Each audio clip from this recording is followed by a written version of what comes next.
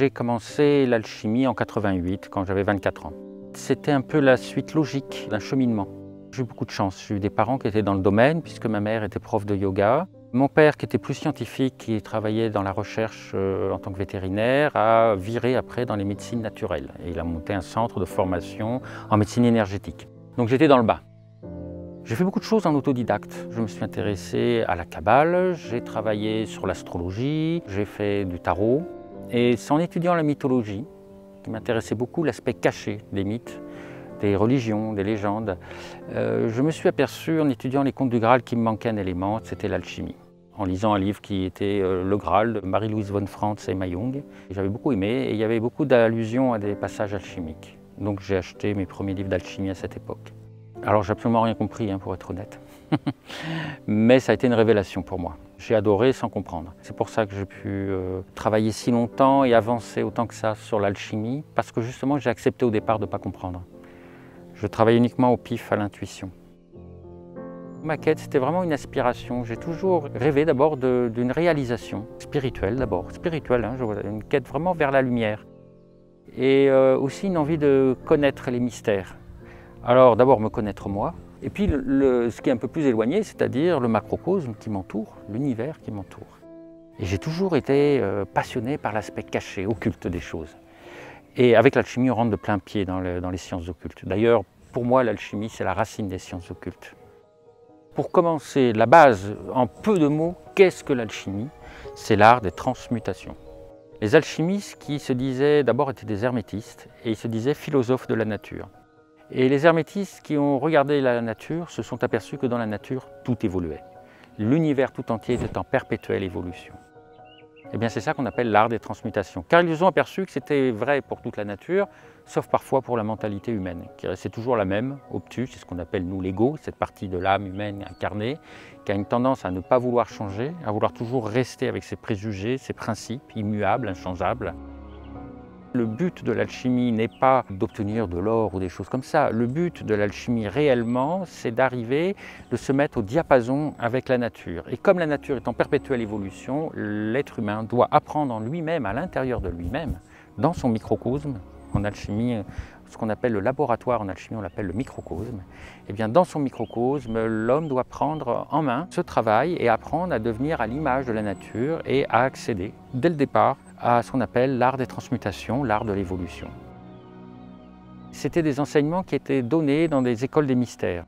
On en retrouve en Égypte, par exemple, les mystères d'Isis, par exemple, en Grèce avec les mystères d'Agra, les mystères d'Éleusis, on le retrouvera en Perse à travers les mystères de Mitra, et en Inde. Bref, dans toutes ces écoles, dans ces mystères, les disciples qui avaient la chance d'entrer dans ces écoles, car peu d'élus étaient acceptés, juraient sur leur vie de ne jamais révéler ce qui leur était enseigné. Ils passaient de nombreuses années là-dedans à justement apprendre cet art de l'évolution, l'art des transmutations, et on les faisait passer par parfois des terrifiants mystères. Alors on verra pourquoi ces mystères étaient terrifiants.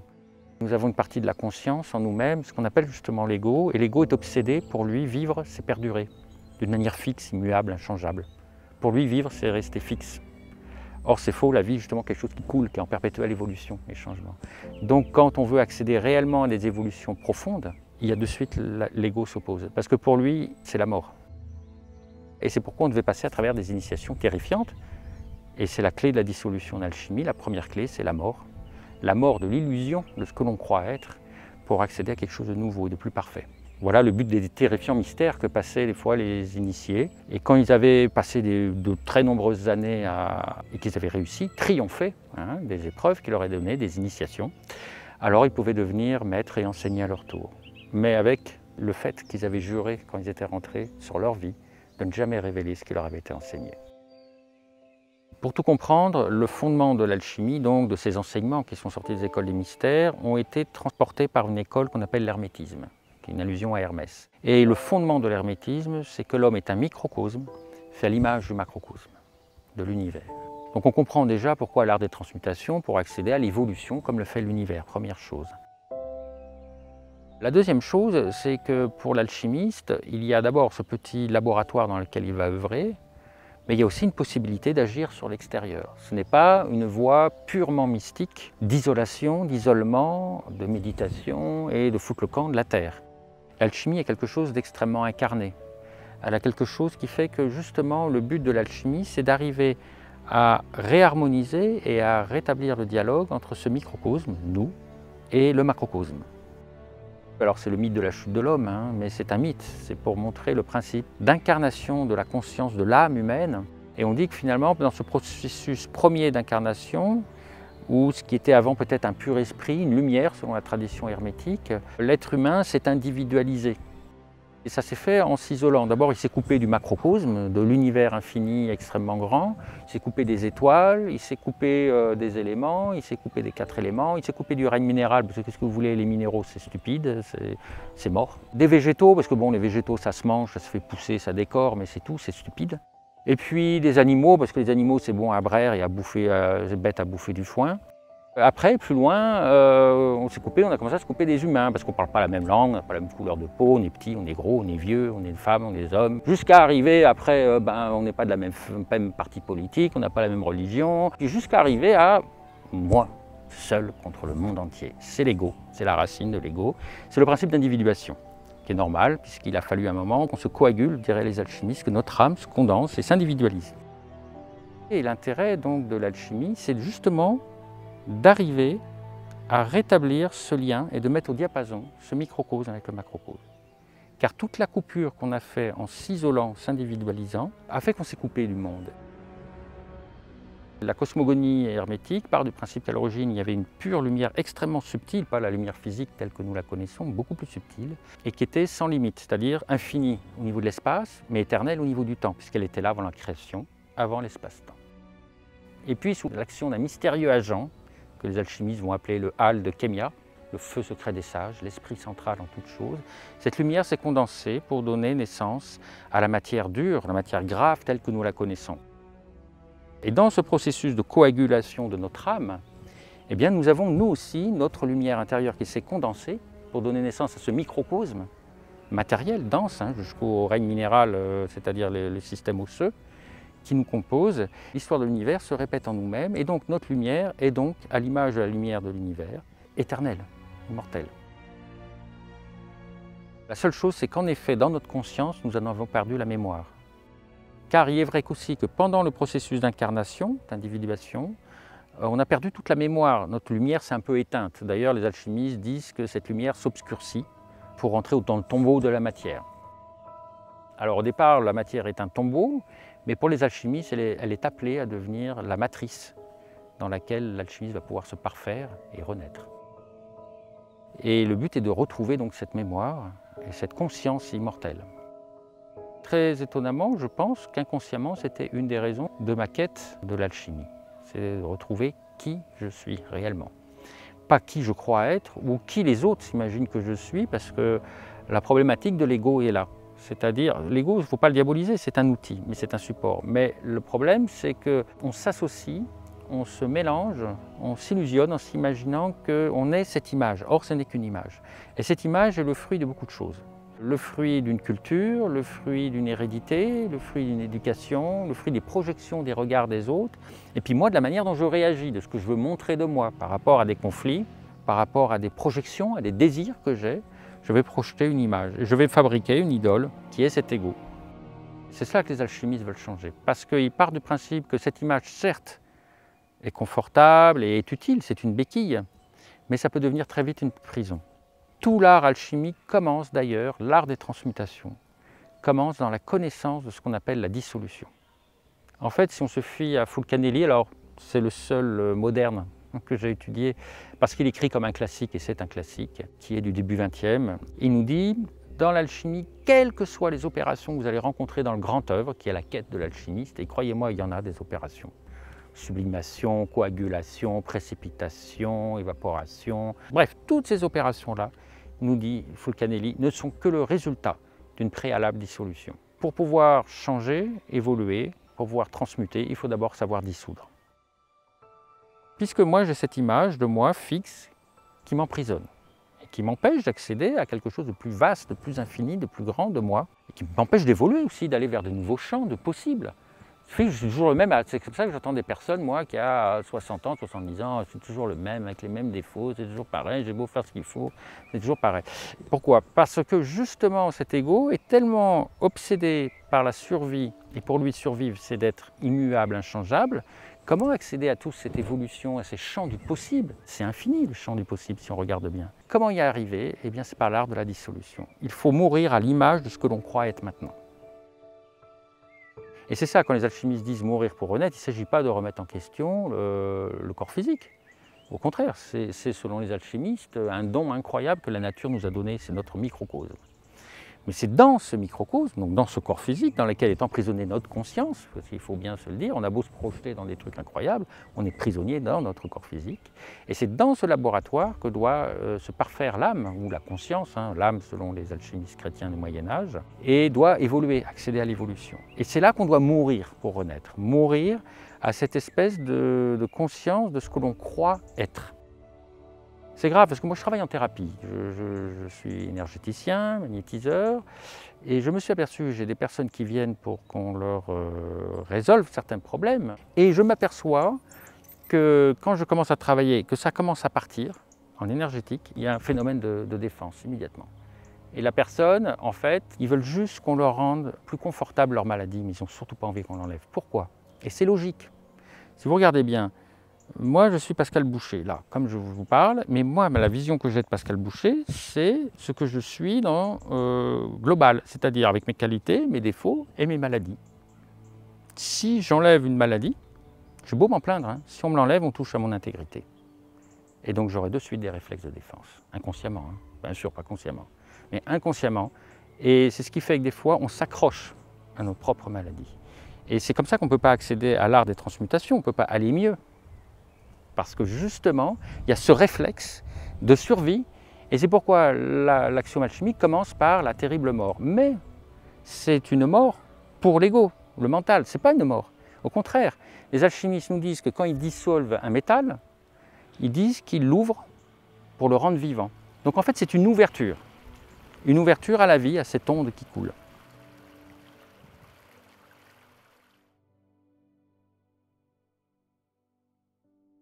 Qu'est-ce que c'est l'alchimie? Réellement, quel est le travail de l'alchimie? En fait, c'est une quête. Et cette quête, on l'appelle le grand œuvre alchimique. Alors, quel est ce parcours? D'abord, se découvrir soi-même. C'est la première chose, vraiment. Se réaliser, savoir qui l'on est et se réaliser pleinement, s'épanouir. Et accéder enfin à l'art des transmutations. La réalisation de soi-même est représentée par la pierre philosophale, qui est le mariage de l'esprit et de la matière d'ailleurs, hein, ni plus ni moins. Il faut savoir que beaucoup d'objets miraculeux, mystiques, sont souvent des allégories de ce que les alchimistes appellent la pierre philosophale. Par exemple, la coupe du Graal est une allégorie de la pierre philosophale, la coupe d'Ambrosie. La pierre philosophale a donc fait couler beaucoup d'encre parce qu'elle peut être en même temps l'élixir de la vie immortelle, elle peut être la médecine universelle, et elle peut être aussi ce qu'on appelle la poudre de transmutation, la poudre de projection métallique. Donc elle a la capacité de transformer les métaux vils en métaux nobles, c'est ça dont je vous parle de la tradition, de la mythologie alchimique, mais elle a aussi la capacité d'agir sur l'être humain, de le parfaire, puisqu'elle est capable de le rendre en bonne santé et même de le rendre immortel. Alors évidemment, l'immortalité, moi je pense que c'est une immortalité de l'âme, plus que d'autres choses. Ce parcours est bien codifié, il commence déjà avec la prima materia, c'est-à-dire avant de vouloir obtenir ce qu'on appelle le meilleur, qui est la pierre philosophale, les alchimistes nous disent qu'ils vont d'abord essayer de travailler avec la prima materia, qui est la première matière. Autant la pierre philosophale, on peut l'appeler, alors les alchimistes chrétiens l'appelaient la pierre christique. Bon, après, il y a des alchimistes dans toutes les religions, donc chacun a son nom. D'autres vous disent c'est le don de Dieu, c'est une pierre divine, une pure lumière incarnée. Les alchimistes nous disent que pour avoir cette pierre-là, on va commencer avec l'autre pierre, carrément l'inverse. Et donc, on va partir avec la prima materia que les alchimistes représentent par un horrible dragon. Certains l'appellent Saturne. Alors on peut faire un petit jeu de mots, hein. Saturne c'est l'urne de Satan, donc certains parlent de Satan, l'adversaire, et d'autres parlent de Seth, hein, chez les Égyptiens. Toujours le principe adverse.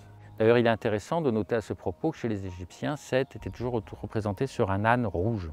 Or justement ce vieux Saturne, les alchimistes l'appellent le vieil Adam, l'homme rouge.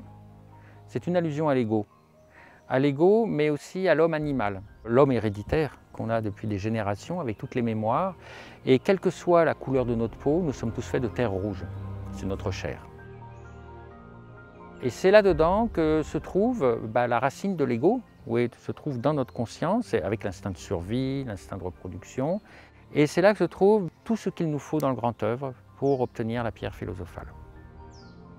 C'est là qu'il faut quand même revenir sur le fait qu'il y a une confusion en alchimie. Les alchimistes ne cherchent pas l'or.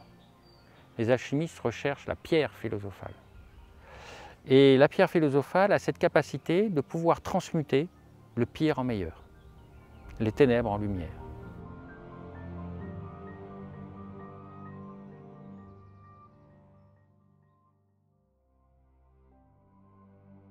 Mais on en revient à la matière de base en alchimie, la prima materia, un horrible dragon. Cet horrible dragon, on l'appelle le gardien du seuil. C'est lui qui synthétise, selon Fulcanelli, tout ce qui peut repousser et faire peur. Et vous savez ce que c'est que cet horrible dragon? C'est soi-même. Voilà pourquoi on se projette toujours à l'extérieur. On passe son temps à se fuir. Et pourquoi ce lieu devient un lieu ténébreux? D'ailleurs, on ne se voit pas à l'intérieur. C'est là que se trouvent les ténèbres. Et c'est là que se trouve la terre noire dans laquelle l'alchimiste doit œuvrer. On projette à l'extérieur, c'est trop facile, on a trop peur. Donc on va toujours être en guerre à l'extérieur, parce qu'en fait on a très peur de ce dragon à l'intérieur. Alors maintenant, il y a une autre théorie dans l'alchimie, c'est ce qu'on appelle toute une partie de la pierre philosophale a pris comme nom le miroir de l'art. Alors les alchimistes considérant que finalement nous sommes un microcosme fait à l'image du macrocosme, on peut aussi considérer que le macrocosme est un reflet de ce que nous sommes à l'intérieur. Et que nous sommes continuellement, souvent en train de faire extérieurement ce qu'il faudrait faire à l'intérieur. Parce que finalement, tout ce qui nous entoure autour de nous n'est peut-être qu'un reflet de ce que nous sommes à l'intérieur. Parce qu'à l'intérieur, c'est ténébreux, on ne le voit pas. C'est le mystère. Et c'est peut-être ça. D'ailleurs, il y a tout un traité d'alchimie qui nous dit que finalement, l'alchimiste qui cherche à élaborer sa pierre philosophale, on le compare à un artiste qui polirait son miroir, parce qu'à l'époque, on les polissait, vous savez, c'est du métal poli, pour un jour voir Dieu qui se regarde. Et bien pour les alchimistes, c'est sur tous les plans comme ça. C'est-à-dire que tout ce que vous voyez à l'extérieur n'existe parce qu'il existe déjà à l'intérieur et n'est qu'un reflet de ce qui est à l'intérieur de nous. Il y a deux voies en alchimie. Il y a une voie où on travaille sur l'extérieur, sur nos relations avec l'extérieur, et une voie où on travaille en interne. C'est une petite voie qu'on appelle la voie brève, la voie courte. Mais le mariage des deux donne l'alchimie. Et qu'est-ce qu'il faut comprendre par là? C'est que finalement, dans notre vie, tout ce qui nous arrive autour n'est que le reflet de ce qui se passe dans notre conscience ou dans notre inconscient ou dans notre subconscient. Dans les ésotéristes, certains disent que finalement, tout ce que l'on peut voir actuellement dans les guerres, les pollutions, tout ce qui se passe actuellement, n'est qu'un faible reflet de la pollution psychique de la conscience collective. Donc on peut toujours lutter contre telle personne, tel méchant dehors, tel méchant à l'extérieur. Si à l'intérieur c'est toujours aussi merdique, excusez-moi de parler comme ça le sera à l'extérieur. Parce que nous sommes dans le miroir de l'art. Et là c'est vrai. Et c'est là que se basent tous les hermétistes, qui se basent sur un écrit d'Hermès Trismégiste, qui est un homme mystérieux qu'on n'a jamais su qui il était, qui est le père de l'alchimie occidentale et qui nous dit « tout ce qui est en bas est comme ce qui est en haut, et tout ce qui est en haut est comme ce qui est en bas ». Or pour les alchimistes, le haut, le bas n'existant pas dans la nature, dans l'univers, tout ce qu'ils appellent le bas, c'est ce qui est dense, matériel, physique. Tout ce qu'ils appellent le haut, c'est ce qui est subtil, spirituel. Maintenant, on comprend que quand Hermès Trismégiste nous dit tout ce qui est en bas est comme ce qui est en haut, il commence par là. Il nous dit que tout ce qui est physique, tangible autour de nous est comme ce qui est subtil, spirituel et intérieur. Donc tout ce qui est extérieur est comme ce qui est à l'intérieur, tout ce qui est matériel est comme ce qui est spirituel. À partir de là, l'alchimiste ne se plaint plus de ce monde qui l'entoure, même si c'est un monde de folie, il commence à transmuter à l'intérieur. Et c'est vrai, moi je l'ai fait, je l'ai vécu, j'ai transformé ma vie. Et je la transforme toujours, elle est toujours en transformation. Parce que je m'aperçois, avant je me plaignais, je me laissais écraser par les situations extérieures et je fais maintenant des choses que jamais, il y a 20 ans, j'aurais imaginé pouvoir faire. Et ça, c'est grâce à l'alchimie. Vous commencez à changer des choses intérieurement, vous changez votre point de vue, vous changez des choses comme ça, et d'un seul coup, les choses extérieures changent. Vos relations changent. C'est très bizarre. On a la trame de ce monde, et pourtant, c'est plus le même monde. Et le champ des possibles change. Il y a des moments où il n'y avait pas du tout de possibilités, et d'un seul coup, ça change. Et ça peut encore changer, et ça peut encore, et encore. Et c'est ça l'art des transmutations. Parce que non seulement on se change soi-même, mais ce n'est pas une quête uniquement intérieure de l'ermite dans sa grotte. Alors non, non. C'est vraiment vous changez votre monde extérieur. Tout au moins votre vie. Dans cette incarnation, dans cette vie-là, vous pouvez changer les choses. Alors, certains vous diront, vous pouvez changer votre destin, hein, ceux qui croient au karma, à la réincarnation, etc., ou à l'astrologie, par exemple. Vous pouvez changer même ça. Et donc, le but, c'est ça aussi, c'est comment arriver quand vous êtes toujours dans des situations où vous n'êtes pas reconnu, les autres vous rejettent, vous êtes tout le temps comme ci, comme ça, il y a des machins. Pourquoi? Pourquoi ça se passe toujours comme ça? Et donc, là, vous pouvez commencer, quand vous commencez à rentrer dans votre laboratoire, alors par contre, on va commencer à travailler comme un vrai alchimiste. On va descendre à la mine, on va voir même dans le côté ténébreux de soi, qu'est-ce qu'il y a qui ne va pas. Et on va repérer les poisons. Et l'alchimiste, au lieu de se lamenter, par exemple, j'ai tel défaut, j'ai telle limitation, j'ai telle incapacité, je suis mauvais, etc. On va dire, bah non, chaque produit, bon, par exemple, si vous avez du vitriol ou des choses, c'est sûr que si vous le buvez, c'est toxique. Maintenant, vous pouvez vous en servir pour dissoudre les métaux. Et donc, on va se servir. L'alchimiste, plutôt que de se lamenter de ça, il va utiliser tous ces poisons, ces venins, pour les utiliser à des fonctions bien précises. Et pour changer sa vie, pour l'améliorer. Une ouverture à tous les champs du possible. Tout est possible dans cette vie-là. En fait, puisque nous sommes un microcosme fait à l'image du macrocosme, on a l'infini en nous-mêmes. Alors vous pouvez dire, oui, mais autant l'univers est infiniment grand, vaste et lumineux, autant moi je suis petit, rikiki, c'est vrai, je fais 1m60, voilà, je vis pas longtemps, l'univers... Et oui, parce que dans un miroir, tout est inversé. Et peut-être que l'infiniment grand, vaste et infini de l'univers se reflète en nous-mêmes dans l'infiniment petit, à travers les atomes par exemple, les astres, les étoiles. Et c'est pourquoi l'alchimiste ne rechigne pas à descendre en soi et affronter ses limitations, ses petitesses. C'est là qu'il va élargir le champ des possibles. Qu'on a des préjugés, qu'on dit « moi j'ai des principes, c'est comme ci, c'est comme ça », mais c'est que des béquilles. Alors ça a aidé pendant un temps, mais après ça bloque. Comment arriver à se régénérer, se renouveler, à avancer sur l'art des transmutations? Comme je vous dis par exemple qu'on va poncer son miroir, c'est avoir une vision juste du monde. Pour le moment, on a une vision erronée. Les alchimistes disent qu'on est né sur la terre des morts. Ils l'appellent la terre des dômes, la terre rouge adamique ou la terre damnée. Pourquoi? Parce que ce qu'on voit est apparemment mort. Je vois un caillou, il est mort. Hein. Je vois une chaise, elle est morte. On meurt. Même qu'on voit de l'herbe, on ne se rend pas compte que c'est vivant. Et on ne voit pas cette vie, on ne la voit pas couler. On ne voit pas l'esprit des choses. C'est pour ça qu'on n'entend pas la langue des oiseaux. On ne voit pas leur langage, parce que ce qui est vivant est parlant pour les alchimistes. Et donc arriver à retrouver la langue des oiseaux ou revoir son miroir de l'art, c'est avoir la vision juste. Et pour cela, on est obligé d'ouvrir, et ce que les alchimistes appellent ouvrir l'œil du cœur. Alors ce qui est encore plus intéressant pour ça, les alchimistes nous disent qu'il y a deux lumières, une extérieure qui n'éclaire que la surface des choses, la coque, la gangue, les apparences. Cette lumière, on l'aborde avec nos deux yeux, en l'absorbant. Et on la comprend, on la décortique au niveau mental. L'autre lumière, elle est extrêmement subtile, elle est tellement subtile qu'elle pénètre toutes choses, même les plus opaques. Cette lumière est tellement subtile et fine qu'elle pénètre tous les corps les plus denses qui soient. Du coup, elle se trouve à l'intérieur des choses. Et cette lumière, on l'aborde non pas en recevant la lumière, mais en rayonnant, en l'éclairant. C'est pourquoi il y a tout un traité d'alchimie où on va éclairer la lampe intérieure, on va ouvrir l'œil du cœur, et en fait, c'est un soleil rayonnant. Quand vous arrivez à ouvrir l'œil du cœur, c'est-à-dire quand vous faites sortir votre propre lumière, vous éclairez par résonance la lumière intérieure des autres. Et vous voyez la vie. Et tout devient vivant et tout devient parlant. Donc c'est vraiment l'être humain que l'on va changer, qu'on va orienter, qu'on va transformer pour celui qui veut passer du plomb à l'or. Certains disaient qu'il passait de la mort à la vie. On a été fabriqué par cette lumière, donc elle peut nous réparer. Il y a juste à extraire la lumière des ténèbres. C'est juste la libérer de cette gangue, à ouvrir un peu, parce que les soucis, les conflits de notre existence, les choses ont fait qu'il y a eu des nœuds qui sont faits sur le plan énergétique. Et du coup, cette lumière est enténébrée, comme enfermée dans un sarcophage. Mais comme originellement elle était mortelle, elle ne peut pas être morte.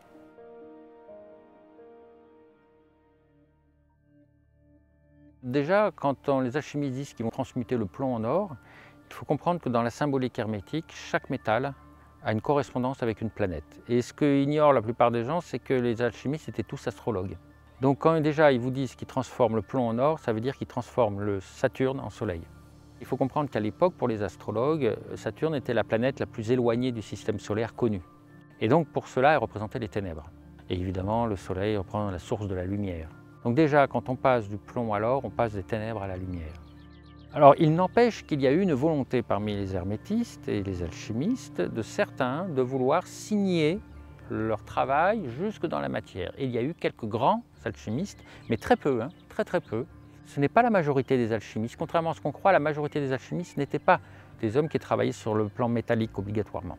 Mais quelques-uns ont, paraît-il, auraient réussi à obtenir cette transmutation grâce à la pierre philosophale qu'ils auraient orientée dans le règne métallique. Mais d'abord, si on les écoute, ils ont déjà réalisé intérieurement leur œuvre. Et une fois qu'ils ont réussi cette illumination, c'est-à-dire ce retour, ce passage du plomb à l'or, des ténèbres à la lumière, ils ont décidé de pouvoir signer extérieurement jusque dans la matière la plus grave qu'il puisse y avoir, le règne minéral métallique, l'art des transmutations. Quand un alchimiste dit qu'il va transmuter un métal, il ne peut le faire au départ qu'en le dissolvant, c'est-à-dire en l'ouvrant. Et les dissolutions, quand on dissout un métal, on dit qu'on le dissout radicalement, c'est-à-dire qu'on le dissout en racine. Alors c'est intéressant parce que pour les alchimistes, la racine de toute chose est spirituelle. Ils l'appellent le feu secret des sages. Alors ça, il faut bien comprendre la théorie de l'alchimie, puisque tout est le résultat d'une pure lumière qui s'est condensée. Toute chose est vivante en son intérieur. Et c'est là d'ailleurs que j'aime beaucoup dans l'alchimie, c'est que dans l'alchimie, tout est vivant, y compris les métaux. On parle d'esprit métallique ou de vie métallique. Et l'alchimiste qui veut pouvoir transmuter en métal doit d'abord arriver à le dissoudre, c'est-à-dire à éveiller le feu secret des sages qui est logé à l'intérieur du métal, c'est-à-dire la racine du métal qui est un pur esprit. Et l'éveil de ce feu secret des sages, on l'appelle le feu intérieur, le feu interne, le feu central. Et là, je pose la question. Quand vous êtes au laboratoire, chimique, on va dire, vous voulez transmuter des métaux, si vous voulez allumer votre fourneau, comment vous allez faire? Eh bien, vous allez prendre une allumette, un briquet, une torche. Il vous faut une étincelle, quelque chose. Il vous faut un feu extérieur pour allumer un feu extérieur. Maintenant, je pose la question. Comment vous allez allumer le feu intérieur des métaux? Avec quel briquet? Avec quelle torche? Si vous n'avez pas allumé votre feu intérieur. Et donc on peut se demander si toute une grande partie du grand œuvre alchimique ne consisterait pas d'abord à éveiller ce feu secret des sages. C'est le plus grand secret, c'est le secretum secretorum de l'alchimie. L'éveil et la conduite du feu secret des sages. Donc les alchimistes partent du principe que de toute façon, si vous n'avez pas éveillé votre feu secret des sages intérieurement, vous pourrez opérer toutes les dissolutions externes, chimiques, mais elles ne seront jamais alchimiques. Parce que la vraie dissolution alchimique, c'est l'éveil du feu secret des sages, des métaux. Et si c'est un feu intérieur, si vous n'avez pas un feu intérieur pour l'allumer, comme avec un briquet dans votre cheminée, vous ne pourrez pas le faire.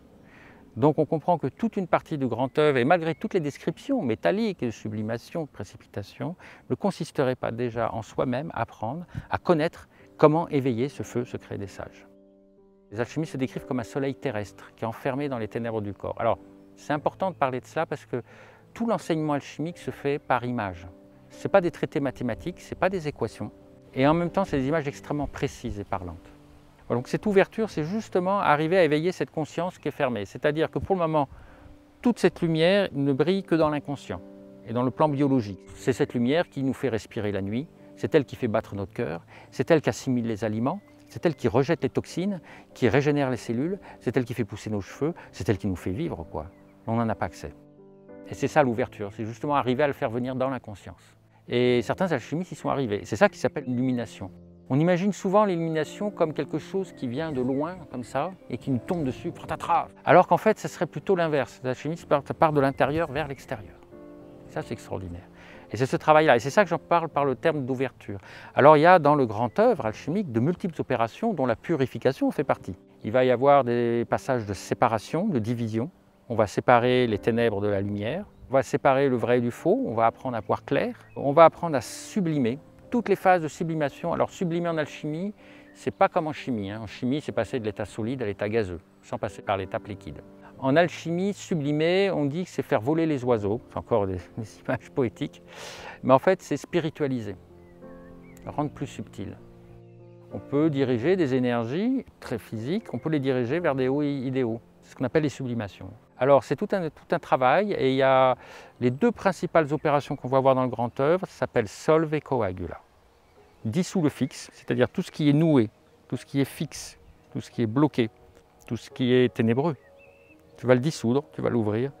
Et coagule, c'est-à-dire tout ce qui est les merveilleuses aspirations, les beaux idéaux, toutes les belles choses, les qualités que l'on a, etc., on va les incarner ici-bas. Parce que la problématique justement qu'on a dans le mysticisme classique, c'est que on va quitter cette vallée de larmes, on va prier, on va foutre le camp et puis voilà, c'est terminé. Alors que l'alchimiste, non, le but de l'alchimie, c'est d'incarner les esprits. C'est de faire descendre justement, pour que l'esprit vienne descendre animer la matière. Donc par exemple, ils vous disent, les mystiques vont avoir des révélations, ils vont se retrouver bien, ils aiment le monde entier, tout va bien, tout est merveilleux. Et puis le lendemain, voilà, votre conjoint vous plaque, je sais pas, vous avez un redressement fiscal, enfin bref, truc, patatras, adieu lumière. Et les alchimistes nous disent c'est normal, parce que le problème de cette lumière, c'est qu'elle est extrêmement subtile et donc volatile. Et donc tout le deuxième travail et le plus important de l'alchimie va consister à coaguler, c'est-à-dire à incarner cet état d'une manière stable et permanente, fixe, ici-bas. Et là, c'est la deuxième partie de l'œuvre. D'ailleurs, pourquoi on appelle la pierre philosophale? Philosophale, ami de l'esprit. Donc la pierre, esprit.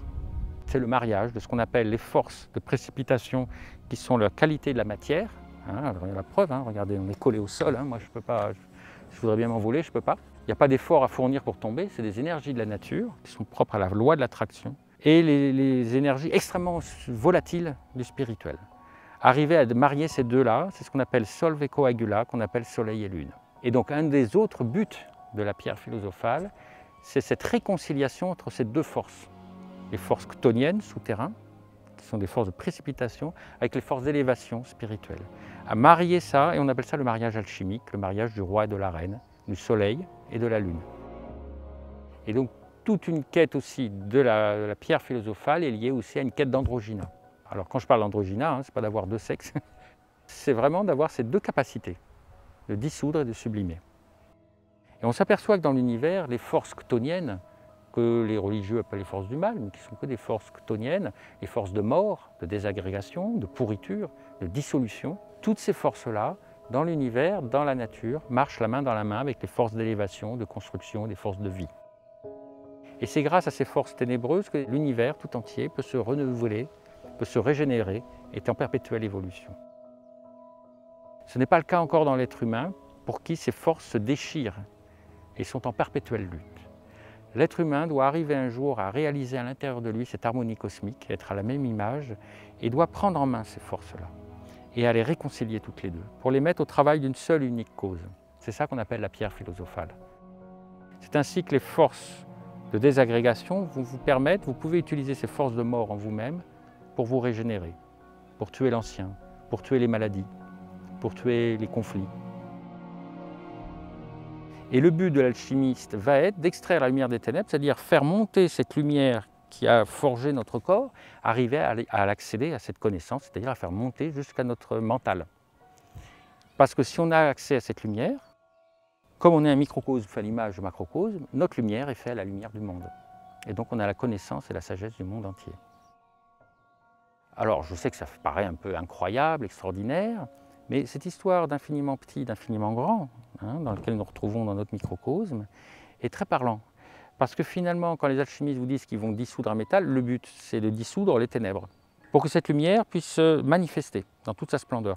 Tous les contes hermétiques, qui sont des contes hermétiques et même alchimiques, comme les contes de Perrault ou de Grimm, par exemple, parlent de ça. Vous avez Podane, c'est elle, cette pure lumière qui est la fille du roi, de l'univers, qui s'est incarnée et qui s'est vêtie d'une peau d'âne, donc de souillon, que tout le monde rejette. C'est elle qu'on va retrouver aussi sous la forme de Cendrillon. C'est elle qu'on va retrouver sous la forme de Blanche-Neige. Alors Blanche-Neige, c'est encore mieux, parce que tout le monde sait que la lumière blanche est constituée d'un spectre lumineux de cette couleur, et donc on retrouve les 7 nains. Et les 7 nains, les alchimistes vont les représenter par les 7 métaux principaux des alchimistes, qui pour eux sont la condensation des lumières des astres, qui a été condensée, lumière déchue des astres, dans les entrailles de la Terre. Donc c'est une allégorie toujours extérieure de cette lumière qui est en nous-mêmes, de ces 7 facettes qui sont liées aux 7 métaux, qu'on va extraire des ténèbres. Pourquoi? Pour l'extraire de l'inconscient biologique. Parce qu'en fait, les alchimistes partent du principe que tout le monde a cette sagesse incroyable. Tout le monde. Ne serait-ce qu'à travers sa vie. Seulement, notre conscience, notre mental n'en a pas accès. Notre conscience a oublié d'où elle venait. Il y a un traité d'Espagnet d'alchimie, il nous dit que même par rapport aux 7 jours de la création biblique, Dieu créa l'homme, il dit que l'homme en est au 4e jour. Et que donc il n'est vraiment pas fini. Non, absolument pas. Et d'ailleurs c'est intéressant parce que les alchimistes partent du principe que les textes sacrés des grandes religions, même indiennes, ont un fondement alchimique et ont été écrits souvent par des hermétistes. Et la Bible n'y échappe pas, et à commencer par la Genèse. Alors c'est intéressant parce que les alchimistes se disent hermétistes, ils se réclament d'Hermès qui est le messager des dieux. Et la Genèse a été écrite par Moïse, Mosché le messager. c'est intéressant. Donc. Et il est écrit dans la Genèse, au commencement de la création, qui est donc un écrit allégorique, on a bien compris, hein, hermétique donc. Dieu dit « Créons l'homme à notre image et à notre ressemblance ». Et ensuite c'est écrit « Et Dieu créa l'homme à son image », pas à sa ressemblance. Donc on n'était pas fini. Donc l'homme est à la ressemblance de Dieu en devenir. Et c'est le but de l'alchimie. Être soi-même dans son royaume, maître de ses forces chtoniennes et ses forces lumineuses, arriver à les gérer, à les mettre toutes les deux au travail de cette unité.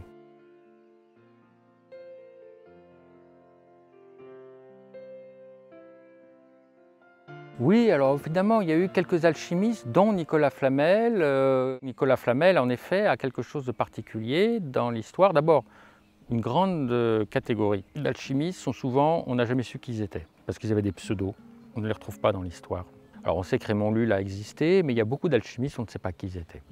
Nicolas Flamel, lui, bon, il a été connu évidemment après sa mort, hein, parce que s'il avait été découvert en tant qu'alchimiste de son vivant, il aurait été brûlé, il ne faut pas se leurrer. Hein. Le Moyen-Âge, l'Église, elle n'aimait pas trop.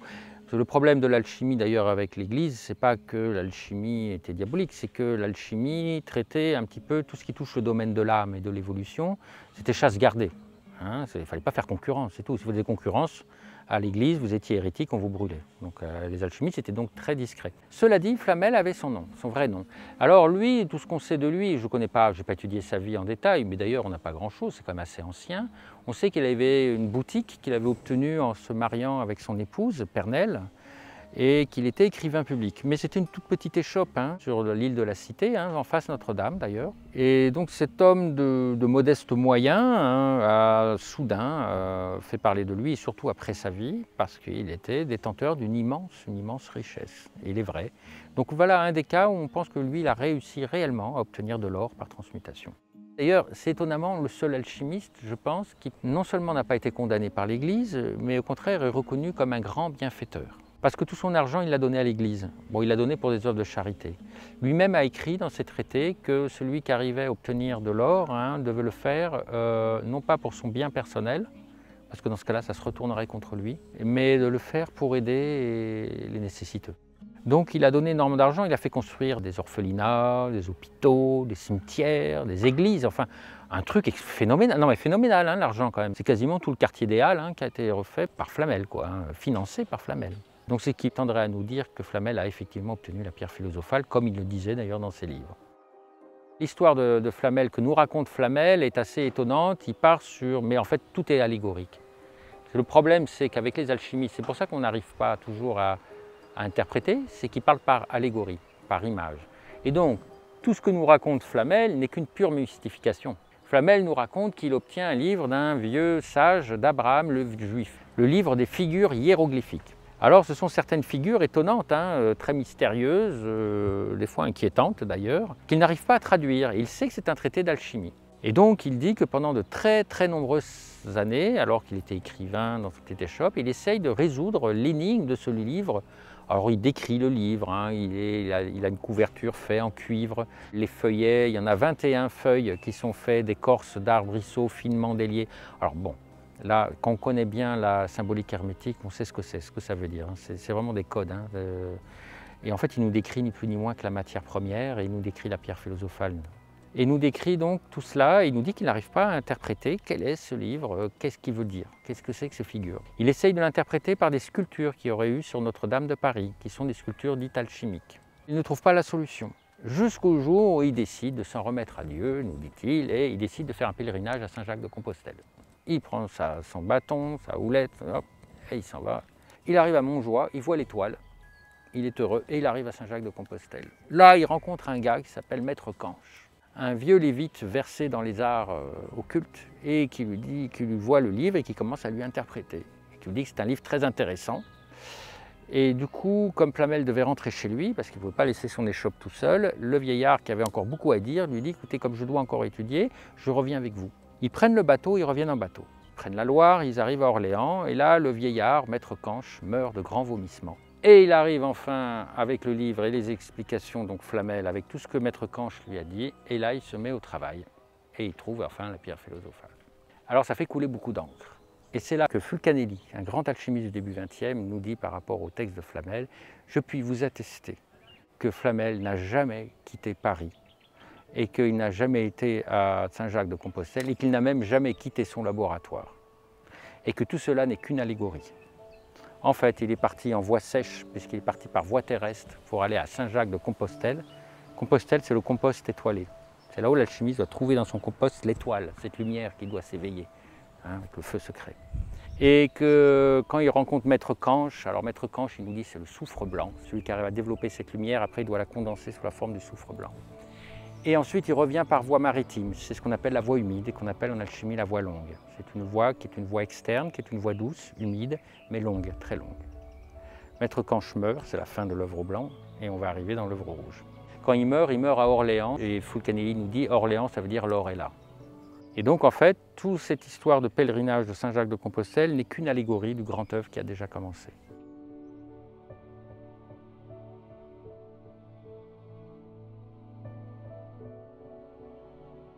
Parce que justement la problématique est là, c'est que c'est une science vivante et elle nous vient de cette lumière, nous disent les alchimistes. Et cette lumière, ils la décrivent comme une lumière vive, vivante. Et contrairement à l'autre lumière qui est une lumière figée, qui sépare, qui divise, qui analyse, qui s'adresse à notre mental, cette lumière ne s'adresse pas à notre mental.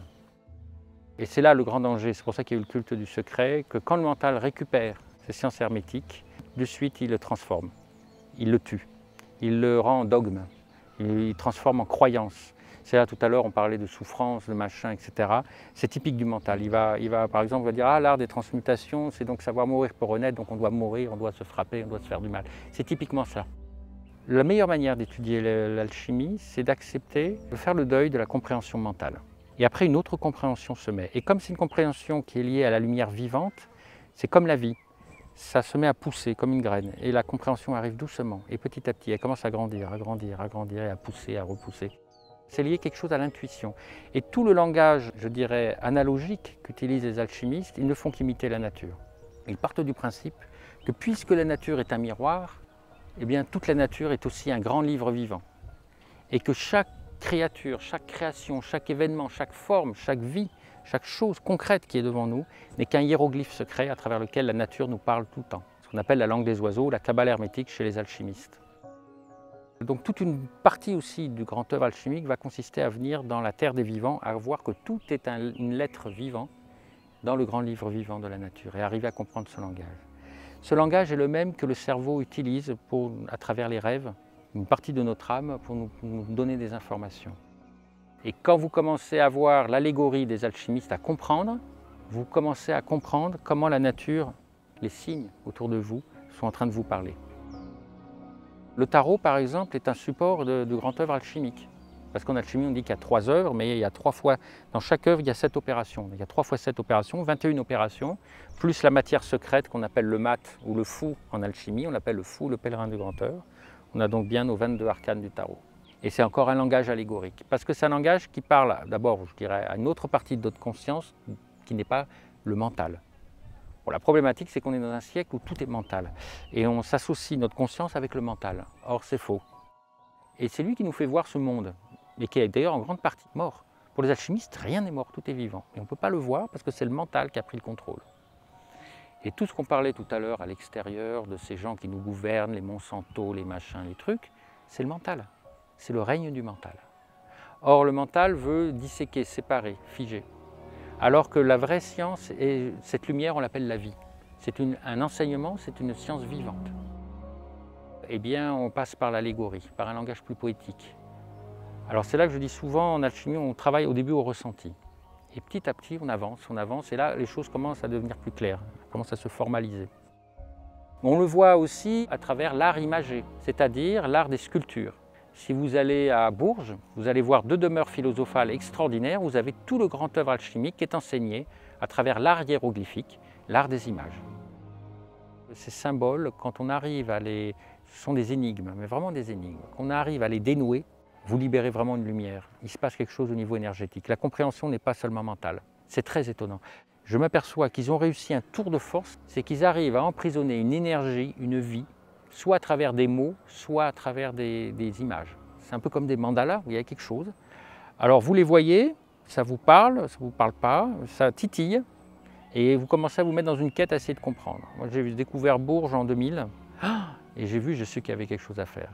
Et je découvre encore des choses. Voilà pourquoi ce langage est aussi codé. Il n'est pas fait pour le mental, il n'est pas là pour remplir le mental de connaissances, bien qu'il y en a quand même, hein, il y en a un peu, mais l'essentiel est ailleurs. Ça va vous ouvrir des portes et vous voyez d'ailleurs que votre vie après change. C'est très bizarre, c'est étonnant, c'est merveilleux.